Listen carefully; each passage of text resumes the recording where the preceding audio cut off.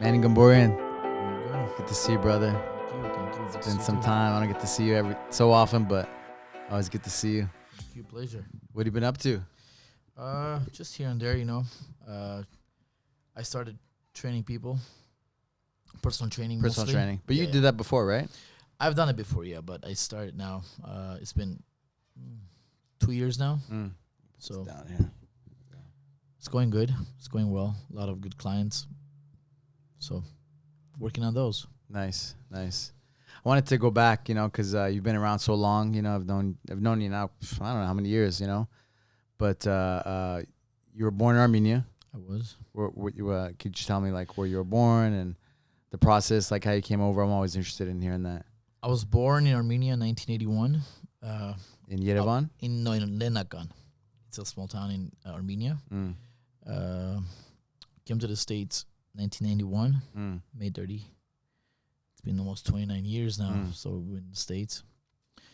Once I got here, I was 10 years old, and I was a wild kid, obviously. And my dad said, I was fighting left and right. I was making a lot of trouble. So my dad said, you have to go to train something. So Karo Parisian's parents were at my house because we're related. Karo's my cousin. So his dad said, Karo should start training. So do you want to go train too? I said, sure. Is Karo older than you? No, he's actually a year younger than me. A year younger. Yeah. So I started 91 October with Gokor Chivichyan. In the Hollywood gym. In the Hollywood gym, yeah. That's where I first met you. Man, we go way back. Yeah, I trained there back in the day. The second floor, right? It was second floor upstairs. Yep. We didn't start there though. That was our third gym. The third gym, okay. Yeah. So before that, we had 2 locations also. So it's been a long road. So you guys started training, and you guys, what was the process? Did you compete right away, or what was the process? Because it was a different time, right? You guys did judo, and I don't know, what was it like back in those days? Well, I started with judo, obviously, right? And my judo was my heart. Obviously, it's always been my heart, and until today, judo is my heart. So I've done many sports. We fought a lot of fights, but judo is the main thing. It's my closest to my heart.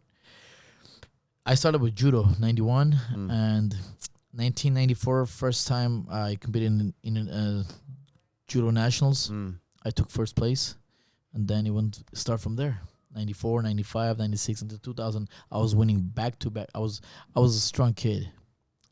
I mean, the young age, I was a good prospect. And why do you started fighting when MMA? Well, the MMA, the UFC came around 93, I believe, right? 93, and I was a young kid. I was watching like that looks so cool. I would love to be in there one day. It was always a dream, and it was always a thing. But again, my heart was in judo because I wanted to be Olympian. When I competed at the nationals, internationals, Pan Ams, the worlds, I'm like, I really want to be in the Olympics. So that didn't work out. And then the UFC came around. I forgot what year it was. You went to the Olympic trials? No, I didn't qualify. Okay. So the UFC came around, and I was like, whoa, that looks so cool. So I was supposed to be on UFC, I believe, 42. Hold on, when did Karo fought, I think, Dave Strasser? Was that UFC 42 or 44? I don't remember the numbers. I just remember so it was fights back, that he did. Yeah, 40. I think it was 42. I was supposed to fight on the same card. Then I cut my eyebrow. It was a big cut, and they didn't let me fight. Then after that, I injured my shoulder, my right shoulder, New York Open, judo against the German, semifinals. No, quarters. So I got hurt, and since then it was like ups and downs. And then I was not competing anymore. Like, it was hurting so bad. And then I rehabbed it and then continued going. And then I got a phone call from the UFC, and they said they want me to fight December 27, Mandalay Bay. And then I said, sure, whoever it is, I'm down to go. Let's do it. I got excited. I got happy, and I was like, ooh, let's do it. And then Joe Silva. This is before this is before Zuffa or after Zuffa? Before Zuffa. Yeah. Before Zuffa. So I got a call, and then they call me back. The right next day, Joe Silva comes and goes, Manny, are you willing to do the Ultimate Fighter? They're trying to do the Ultimate Fighter 5 show. I'm like, I don't know about that, man. I mean, he goes, listen, if you don't want to do it, it's not like we're going to cut you. You're not going to fight the Ultimate Fighter. You're still going to do it. But this Ultimate Fighter show is going to get so big. It's going to get explosive. And it's going to be crazy. He said, you should think about it. I said, let me talk to my parents. Let me see how it's going to go down. So I talked to my parents. I'm like, this is going to be like this. 16 dudes, 40 days. Winner's going to get 6-figure contract. So I talked to my parents. I said, you know what? I'm gonna give it a try. So I got picked, and I went, and it was probably one of the hardest things I've ever done in my life. Being away from family, no cell phones, no TV, no friends, living with 16 dudes, same house. It was a nightmare. It was a nightmare. But I mean, everything happens for a reason, and it worked out pretty good. It was So, of course, like the exposure that you get, right, being on the show. But there's always like, we're in this COVID situation, right, too. There's always like a silver lining. What are some of the good things you think that maybe came out of that situation, looking back at it now? I mean, I know it sounds kind of crazy, but I train more because, I'm always busy. I have no time to train. I usually train at nights, 11 p.m., even midnight, 10 after my workouts. I'm tired, this and that. Now I had no clients because we stopped. I haven't been training anyone. So I ran a lot. I biked. I lift. So I'm in better shape than I was 3 months ago. And I spend more time with my family, my 2 daughters, my wife. No, when you're on the show, though, when you were on the show, like there was a silver lining. What was the good that came out of being locked up with these 16 other guys, There's always like something, right? I mean, 16 dudes, 16 different characters, imagine. Yeah. And you're living in the same house, you're cooking, you're sleeping, you're waking up, you're literally seeing your opponent. Right. That you could fight. You're going to fight. And there's no love and hate relationship there. No one cares about each other. They all care about themselves. But the best part was I was lucky enough to be part of that show. Why? Because I learned a lot. Right. I learned how to discipline myself.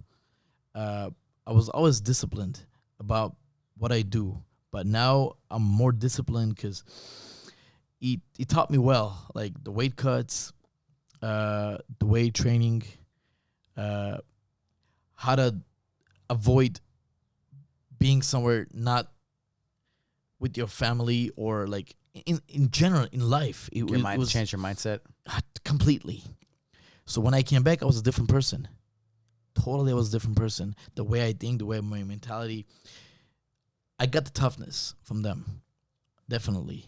Mindset, it was different. It adjust my mindset when I came back. Obviously, I had a lot of memories. I had a lot of ups and downs, good days, bad days, boring days, good days, fun days. It was never an easy day. It was always a hard work.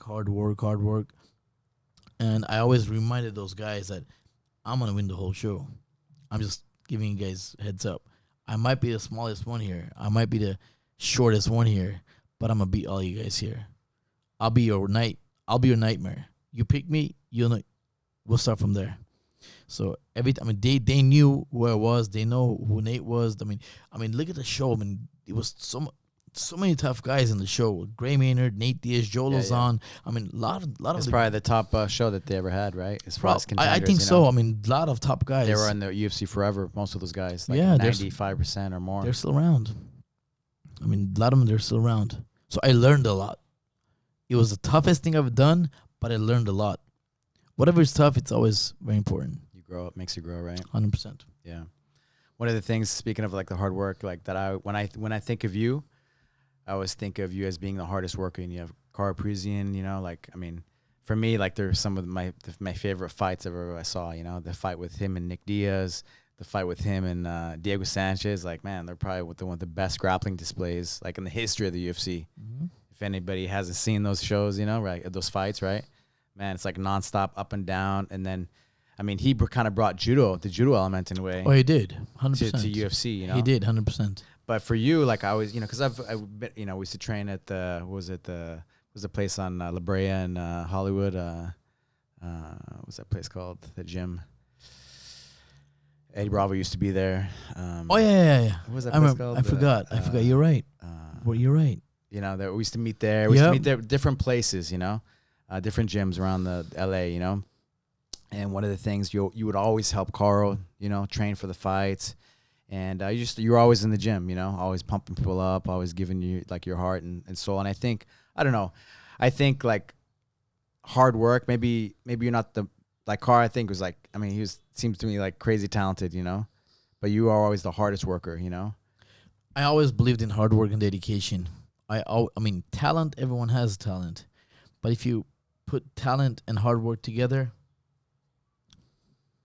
you can be a champion easy. 100%.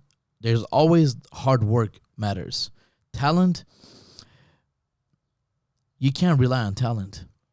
Talent will, it'll catch up with you. But hard work, they can't stop you. You're a hard worker, you got the talent, you're good to go. You'll never stop. Yeah, I always think of like hard work, you know, and it's like karma, but there's a power in that, you know, working hard, putting like everything into it. Maybe like whatever the outcome doesn't come with the fight, you know, but just putting everything you have into preparation and just way of life, right? I think it come either it's not in the fight, but maybe it's something else, you know. And so and then I look at your career, like you fought the longest, man. Fought the longest out of all the guys, you know, like in the UFC, you know, and I don't know, for myself, just looking from the outside, I attribute that to like your heart and your work ethic.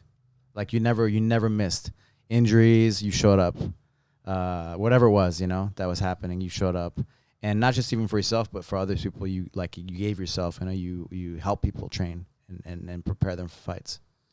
I did. I mean, I also remember the times you come to our dojo, we didn't even put no time. We just go hours. Right. We just probably did hours straight grappled, and I will always enjoyed it because your style was so different. I always picked up from you. You know, like you had a weird style. I'm sure you still have that same style. I haven't rolled with you God knows how many years now. But even though if I roll with you now, I'm sure your arsenal is different now. 100%. I totally agree with that. But your style was so different than my style. That's why it was always fun rolling with you. Like, we'd never heard each other. We went hours, God knows how many times, but we never heard each other. So that says a lot because I learned from you, you learned from me, and it was a good training partners throughout the whole time. I knew when you always came down, you always hit me up. We always rolled for hours. Yeah. So just kind of thinking about those memories, you know, and I have good memories of those times, you know, and it makes me happy to see like you having that long career in the UFC, you know. And getting, I don't know, I think those things, like speaking of like your hard work ethic, I think it came back, like you fought for the, you know, I mean, it would have been the UFC title, right? It was WEC at the time, right? But it would have been like you would have fought for the heavyweight. Aldo, Yeah, you would have been featherweight, right? For it was WEC at the time, right? But just that hard work ethic, and then you kind of did the impossible over and over and over, you know, like the shortest guy on the Ultimate Fighter show, and like you have all these things stacked up against you, but somehow you found a way, right? And so I wanted to ask you, like, where do you think that comes from? Where do you think that the work ethic won, and then like the heart, you know? I always joke like Armenian pride, you know. Besides that, it's not about the Armenian pride. It's not about. I mean, every culture has its own different. Yeah. I mean, I always say the Mexicans are probably the toughest, man. I mean, they got heart.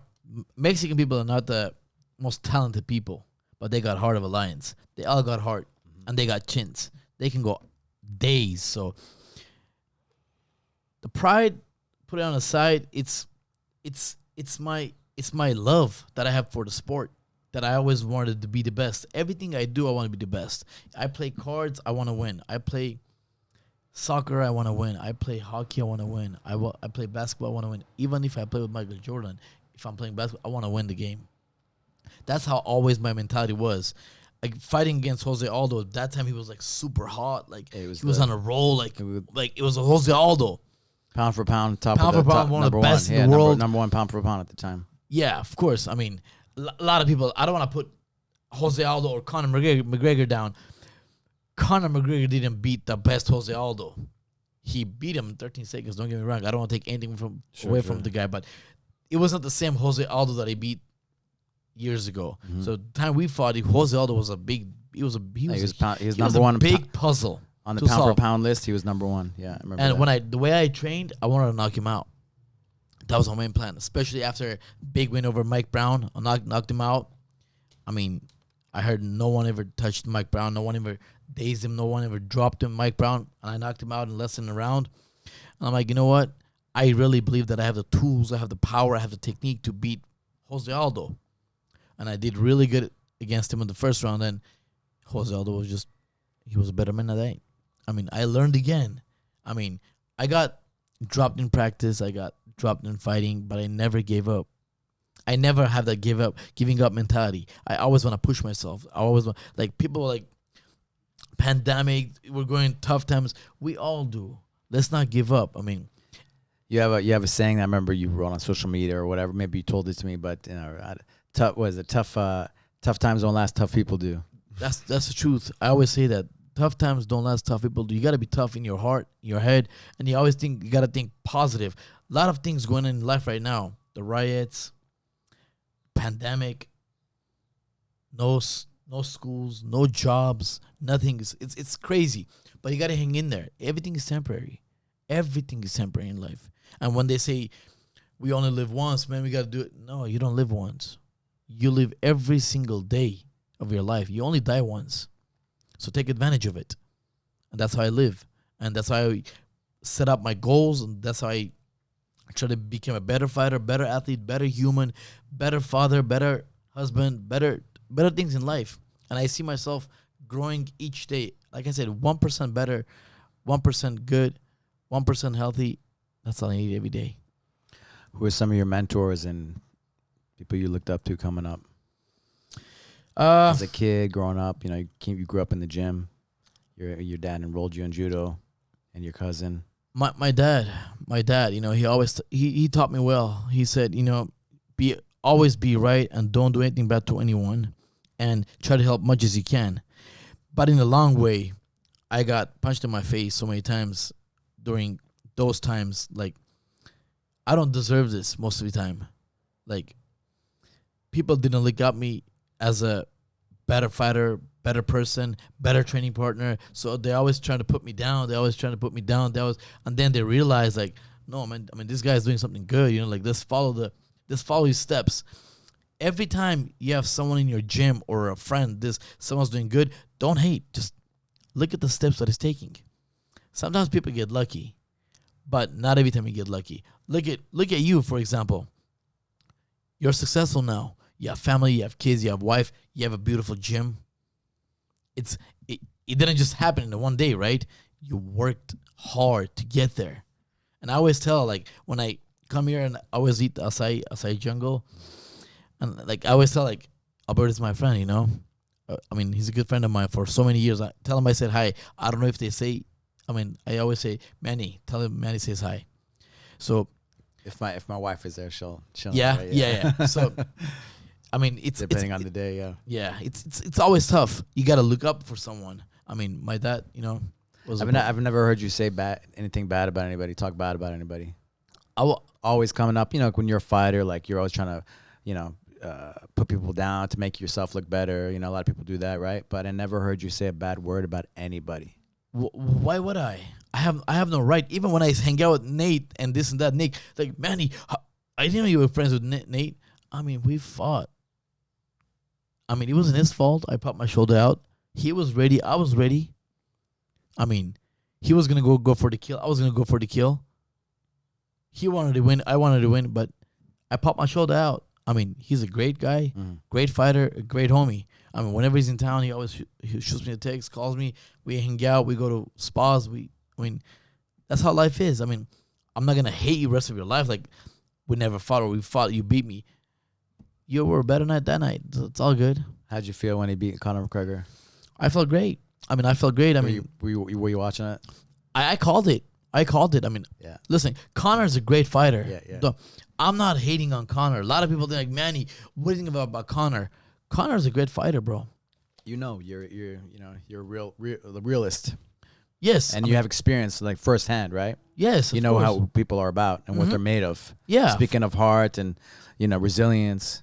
Yeah. I mean, That's one of your strengths, right? So you know what's what. Yeah. I mean, you're not gonna break Nate. Real recognize real, right? You're right. You're right. When they fought the first time, I said, him in shape or not in shape, he's not an easy puzzle. He can take a punch.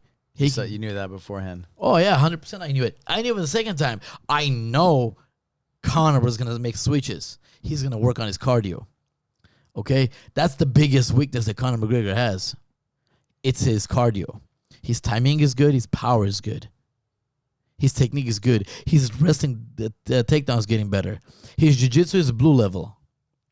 Maybe good purple. That's about it. But can he grow? Yes, of course. Is he a good fighter? Yes, he is a good fighter. He's a great fighter. But there are guys there that he can't beat. One of them is Nate Diaz.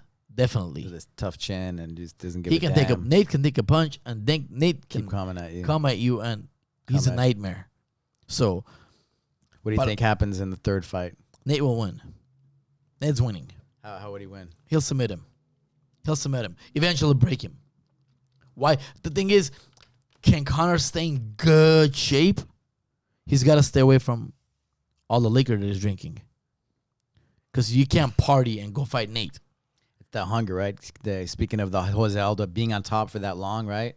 It's hard to stay on top that long. Of course. So when you fought him, he was on his peak and he was going. He was a big he was puzzle. Unstoppable. Yeah, it was like Anderson Silva. Oh yeah, he was on top. Mm-hmm. But once you start to, it's hard to stay on top forever, right? Oh yeah, of course. Kind of lose your strength, your Oh, hunger, and those things. But look at John Jones. Is he the greatest of all time? Listen, yeah, he does drugs. He does whatever. I don't want to mention names. He does. Yeah. At the end of the day, so you can't take away what he's done. No. Sure. Don't. And the way all this stuff, and he comes back and he wins again and he wins again. Look at the guys he fights.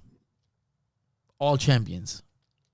He's fighting tough guys throughout his whole career. I met John Jones, UFC 87, when he beat Stephen Bonner. That was his debut. I fought at the same night. I haven't got drunk with John Jones. He probably doesn't even remember now. I remember until today. I gave him vodka. He came to our room. I gave him vodka. I knew he was talented. Becoming a young champion, becoming all this success, you got to give it to him. He's got talent. I don't know if he's a hard worker. I don't know. I never trained with him. I've heard of him. He trains. But whatever he's doing, he's a champion. He's the greatest of all time. It doesn't hurt to have two brothers, right, in the NFL. It's crazy. Athletic family. It's crazy. He's an athletic family. Yeah. Just going back in time a little bit, I always think of Gokor and just the community. Like, you grew up in Little Armenia, right? How was it when you moved out? It was a different time, right? Like those areas, growing up. So how were the streets? How was the neighborhoods as a kid? Growing up in Hollywood, it was kind of tough on me to move to North Hollywood. It's still, a lot of Armenians in North Hollywood, Glendale, Burbank. Everywhere. There are a lot of Armenians, a lot of them. But being in Gokor's gym, it was like a family. A lot of Armenian, my people. A lot of, we had all kind of people. Black, white, sure, yeah, Chinese, whatever. There was all of them. Everyone came. But just being in that environment, being with a lot of people, being with a lot of Armenians, it was always fun. I never want to miss training. I always wanted to be there because it was fun, and it was. We were one of the best schools in whole world. Gokor doesn't get the credit that he's supposed to. He's not my instructor. I want to, make him a. He's. There's a lot of good instructors out there, but I really believe. I personally believe that Gokor doesn't get the best of what he deserves until today. Man is a great submission guy. He's got so many techniques. I can just sit down and just watch him all day. He won't stop. His technique arsenal is it's way too much. He goes on and on and on and on like days, and he won't stop.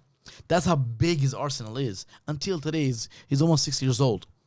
He still learns. He still, competes. Mm-hmm. He's involved, but he doesn't get the credit that he deserves, I think. Yeah, you guys had so many tough guys coming out of that little. I mean, how big was the gym? It was a small little gym. I mean, he's got an amazing big gym right now. Yeah, but before it was back in the day, it was a small gym, but bro. the talent that was in the room. Yeah. You know, like when I came to LA, like I was training with you guys, you know, because that was like I felt it was good for me, you know. You guys were tough. You'd like push me in different styles too. Yep. You know, for sure. I think about Gokor too. You know, like how many, just different level techniques. And I go back in time too. It was in the '90s, and you know, it's Brazilian Jiu-Jitsu, right? Like that's the Gracies, right? The UFCs, right? It was like everybody wanted to do Brazilian Jiu-Jitsu, and you were there too at those times. I didn't know you at the time, you know, but I know of some of the guys because I've been involved. The first tournament I did here in LA was in '96, and there was another Caro. Yeah, Caro. That was ankle locking everybody, foot lock, leg locking everybody. Joe Moreira's. When I got jumped. Was that? There was two of them, right? There was two of them. There was, I think, Harut and Gato. Caro, yeah, I tapped because my friend was in the division and he did it was 7 matches, you know, and he ankle locked every single person. I was on the same day. Okay, and then I got jumped. So tell that story. Joe Moreira's, I think it was 97. Yeah, so I was there at 96. That was 97. It was 97, right? Yeah, because there was a lot of hate, and I think going back towards Gokor because he's not a Brazilian Jiu-Jitsu guy, but these guys are tapping out all of these guys, you know. 7 matches, come on. I went, and including you. You know, when I think of you guys, like, I did really good at that. Credit as far as grappling, right? No, I was choking the guy. I was actually in the semis against Rickson Gracie's son, the guy who died from the motorcycle. Hoxton. Yes, I was with him. Oh, you went against him. Semis. Okay. Semifinals. So tell the story. Sorry, I didn't So interrupt. before we start, it was a big bracket, Right. and then it was the big name was Rickson Gracie's son, Hoxton. BJ Penn, and there was all good guys. And I said, I don't care. I was gonna go out there and do my best. Yeah. I won 4 matches. The 5th one was quarters, and I beat some Brazilian guy. He was a funny guy, but I choked him out. And I beat everyone with the same choke that we used to call Armenian choke. It's an Armenian choke. It was with the gi. So I was doing with the gi that time. Right. Let me finish, and then I'll tell you why I stopped doing with the gi. So I beat all the guys with five of the guys, same choke, and semis against Rickson Gracie's son. And I'm choking him. Okay, I'm choking the guy. He's biting my leg. It's on YouTube. They can go watch it. He's biting my leg. Okay? And I'm telling the ref, he's biting my leg. Okay? And then he went like this to me. And then we rolled again. He rolled again. It's 0-0. And then I tried to switch him over. He put it back on my back, and they gave me 1 point. That's not a point, but whatever. Like a reversal? Yeah, but that's not a point. Right. I'm still choking the guy again. He's biting me again. What I did, and I went back and I just kicked him. And that time, I got jumped probably like 300 Brazilians. Who saved me was forgot his name. Oh my God. Eddie Bravo used to train with him. The Brazilian guy. Higgin Machado Machado saved me. They saw it, and then that's the first time I heard Gene LaBelle cuss. I'm like, Sensei Gene, he's biting me. And then went into the locker room. He goes, put your pen down. I'm like, I'm not going to put my pens down. There's women here. There's kids here. Went to the locker room. I pulled my pens down. They saw the marks. Okay? So they wanted me to fight BJ for the finals. But I already got kicked out. So they didn't let me fight. They DQ'd you. Yeah. I couldn't continue anymore. And then BJ won the whole thing. But they jumped you. Everybody stormed on the mat? I was on the mat. I was getting kicked. I had to cover my head like this. Okay. So everyone said that. And they jumped Gokor too, right? No, they didn't. Okay. And there was we had a couple of crazy Armenian friends, and they were running to the car to get the guns and all that. Yeah. So it was crazy. But again, after that, I'm like, I can't do this jiu-jitsu tournament anymore. It was a Joe Moreira tournament. It was a huge tournament. Yeah. Since then, I'm like, me and Guy will never be on the mat. I'm done with these guys. I'm done. I won't do jiu-jitsu anymore. So you continue with judo? I did, I did. Yeah. I love the sport. There's so much politics, right? It was too much politics. Yeah. They didn't because back in those days, even in Brazil, like people like booed if you did an ankle lock. Yeah, of You know, course. so that was, and then you guys are doing exactly what they booed. And you Yep. guys were better at, you know, you had more Yeah. experience. So it was unfair. But again, I mean, I learned that way too. But it's funny how things evolve. Like, you know, going fast forward 10, 15 years, like everybody's leg locking, right? And you see all the Now everyone loves leg locks. Yeah, for sure. What works? And right? who's one of the leg lock kings? Yeah, for sure. Gokor. Gokor was the original guy. Yeah, He is the guy. I mean, I don't think anyone knows more leg lock techniques than Gokor. That's a plain fact. I mean, I can put my life on it. I mean, Gokor will go on and on and on and on and on. Just, I get phone calls for seminars. Like, Manny, come teach, like, because they're calling me for leg locks. I don't mind doing it. But again, I mean, if I know this much, Gokor knows this much. Like I said, that's why he doesn't get the credit that he deserves. Yeah, there's politics and stuff involved, right? Everywhere.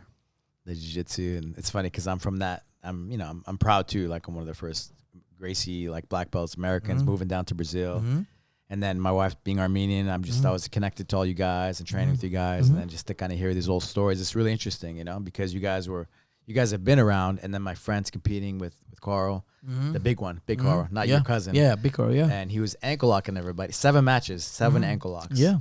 And it was, you know, I mean, it was tough, right? It was tough. Was. All those, it was stacked, It you was. know, and they were winning, you know, they're winning.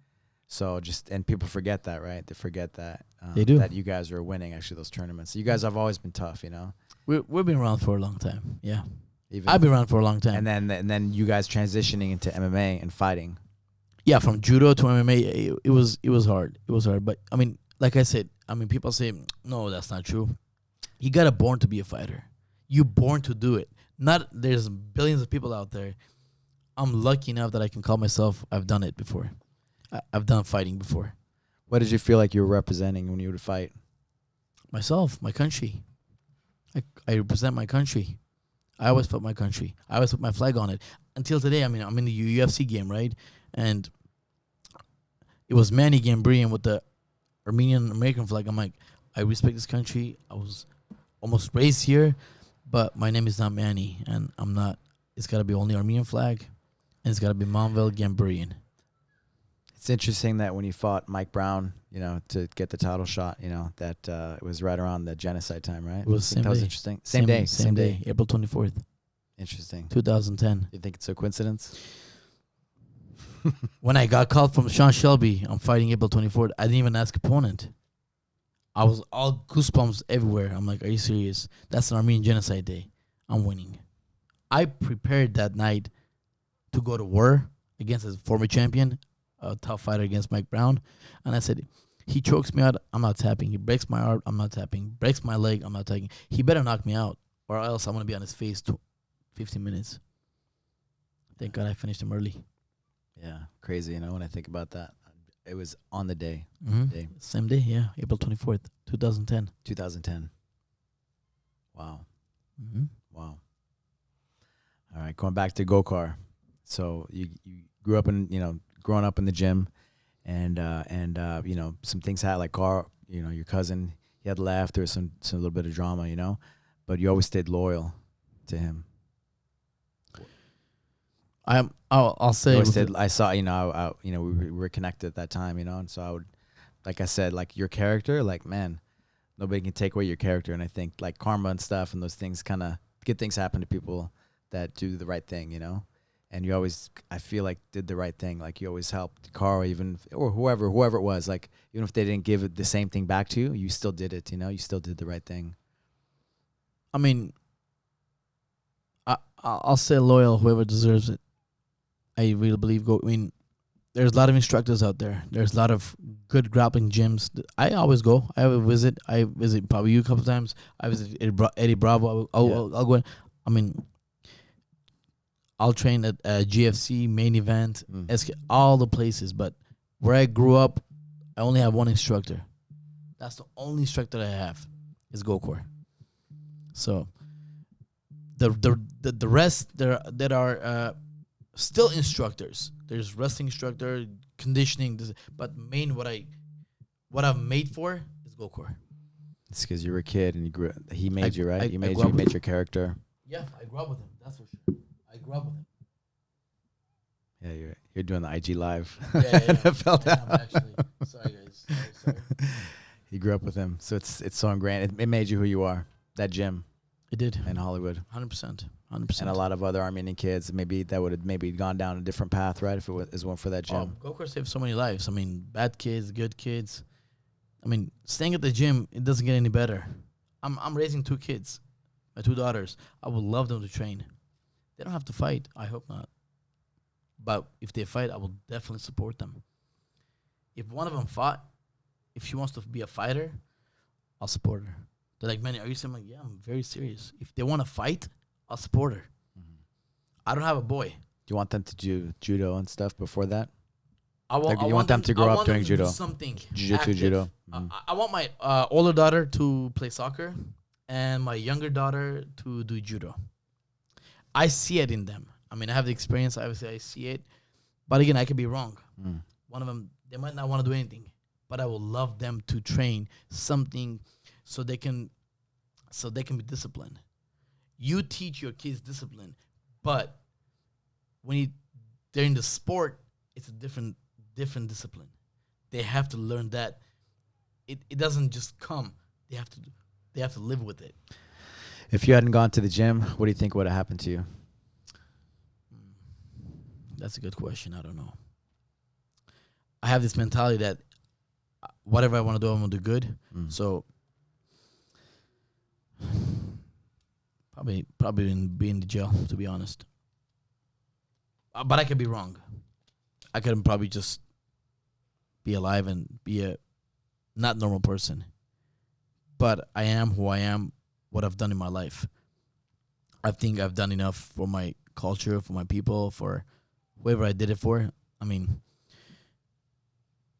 sweat, bleed, fight. Fighting game is not easy. I mean, if anyone thinks fighting is easy, people say, man, you're so lucky. You train every day. It's so fun. Getting punched to your face and getting kicked to your body and legs, it's not fun.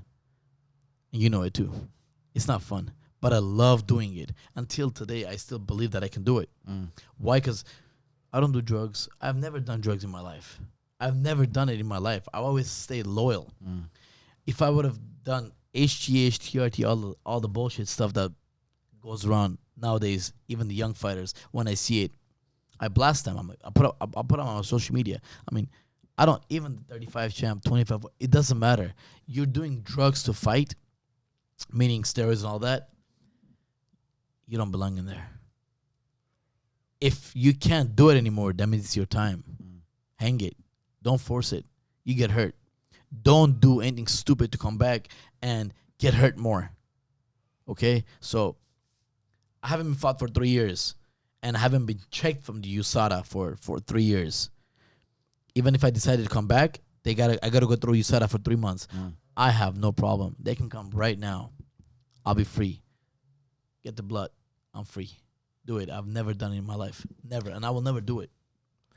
You fought at 185? 70. 170? 55. 55, 145, and 135. Correct. How was that transition to 135? We used to train at 130. I've trained with you, I think, at all the weights, you know. Oh, man. 70 was obviously not my weight class, that's for sure. But I couldn't make weight. I mean, I thought it was perfect for me. I had the power. I had the strength. But it's not about that. 55, when I made 55, I was like, I'm going to be the biggest, strongest 55 ever.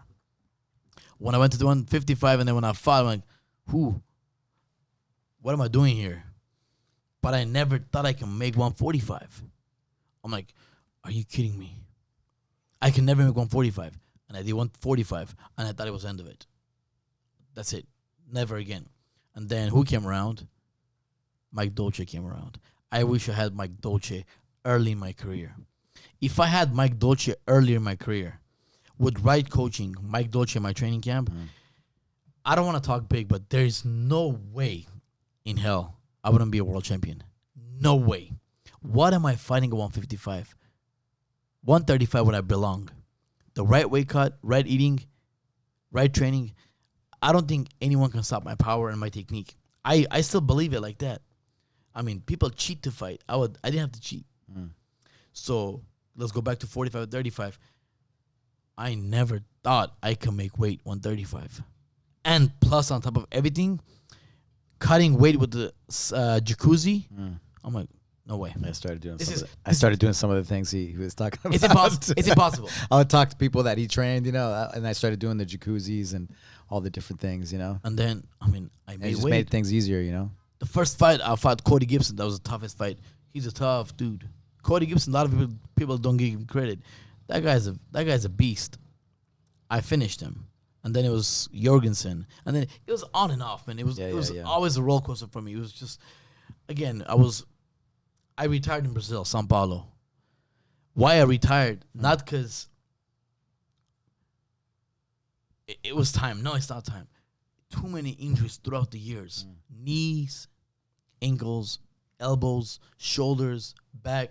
Too many injuries. And you know the way I am. I never take a day off. I want to go hard every single day.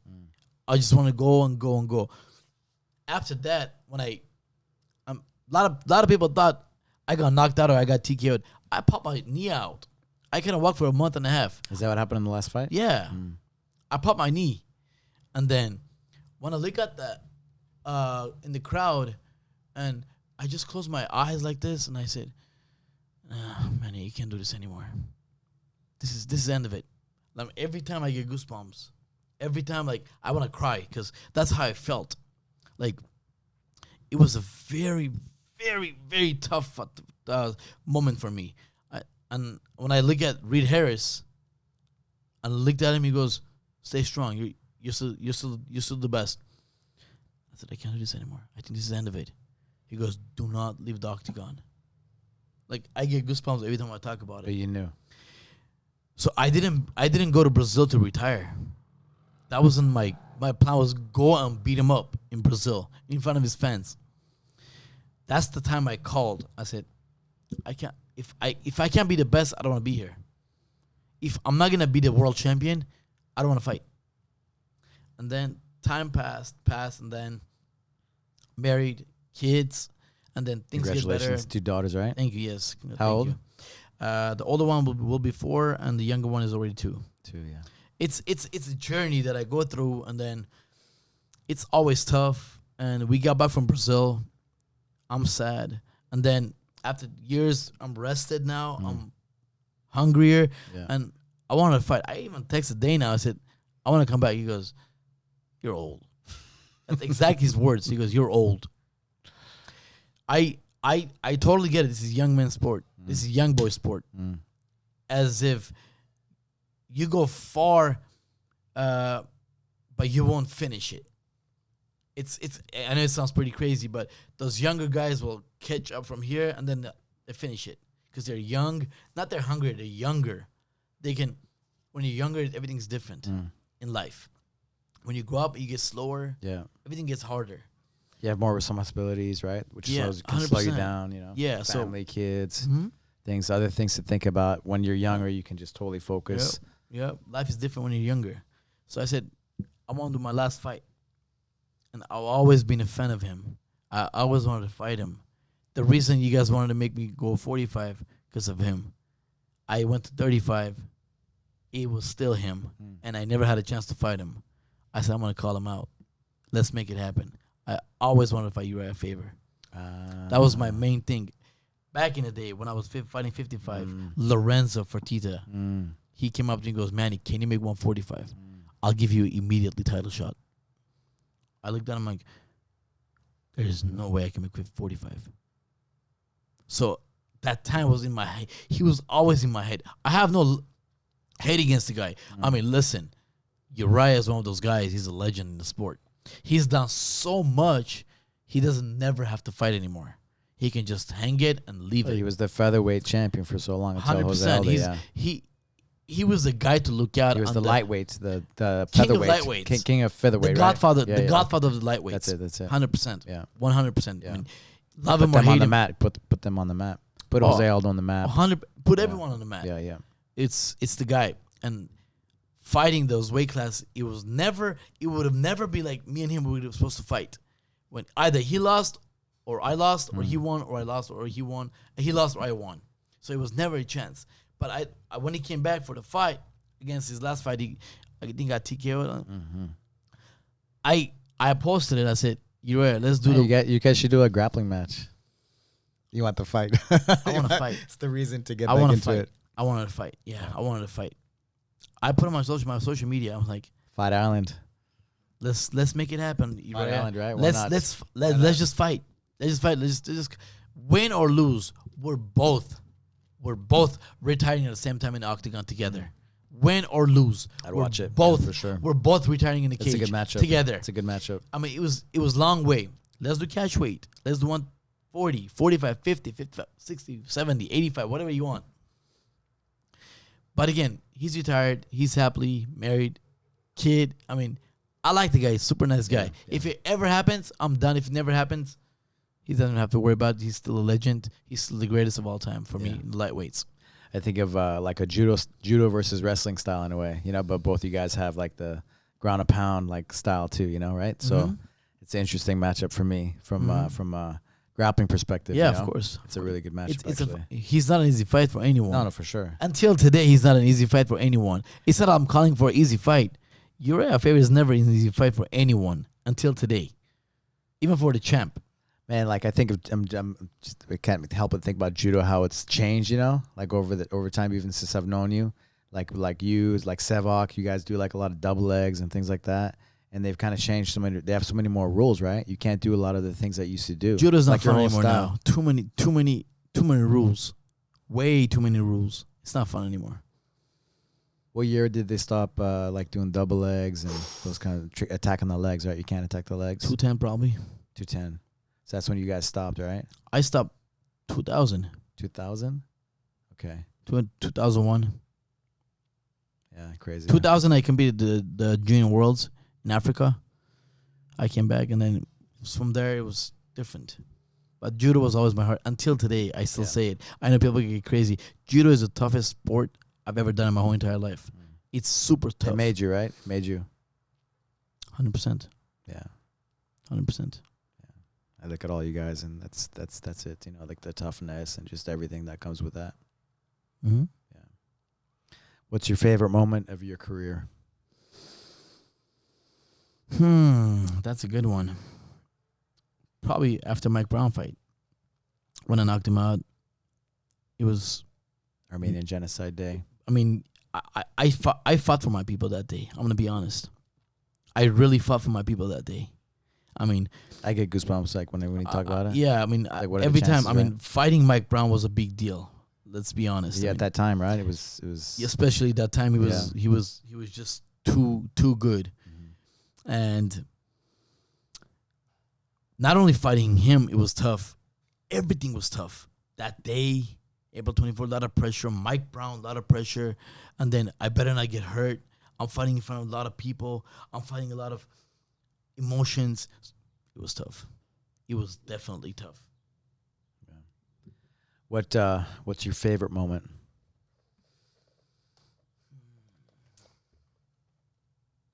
Like when people ask me, like it's not like anything I want. It's kind of like the adversities I have to go through. So it can be like anything, That's my favorite. Fighting moment. or just everything. Yeah, with your career, judo, like probably martial arts, fighting. Probably the day I made it to the junior world team. Year So 2000. out of all the things, fighting the UFC, making it to the UFC, getting, judo was that I made it to the team. Like I had to win that tournament to get in the US team, and I did it. It was the biggest problem moment. Like I cried. Like I usually don't cry, but it was a tough moment for me. Meant so much, Yeah, it was very closey. Judo is life. Yeah, It's just fighting. Judo sport is life. Like we don't watch sport now. I'm sad. I'm sad. Like there's no sport to watch. I'm super sad. yeah. I don't know if you saw there was like a Bloomberg and some business articles, And so right now in Switzerland, judo and wrestling prostitution is legal, but judo and wrestling is still illegal. How does that work though? Who comes up with the rules, right? I don't know how that works.